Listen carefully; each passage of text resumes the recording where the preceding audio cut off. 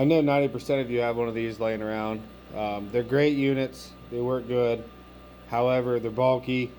Most of your welding you're going to do around the house or on the farm. You're not going to need 200 amps. Most of your amperage is going to be 75, 90 area. Check out this Trillium 135 amp portable 110 welder. This thing is very lightweight. It does a good job. I'll demonstrate here in a second. Just thinking, even on a service truck, if your leads don't reach, you can run an extension cord and you can just set this up right where you're working. But I'm gonna fire this up. I got some 332 7018. I'm gonna do a little welding on it and see what it does.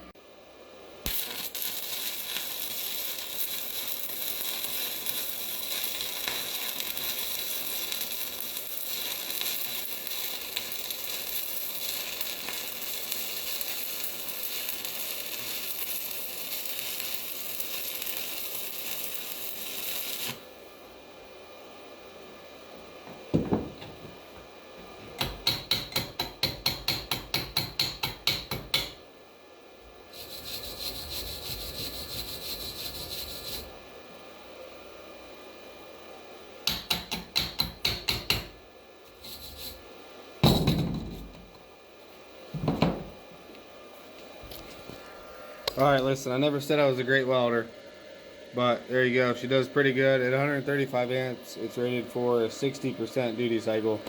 Check it out. $55. You can't go wrong.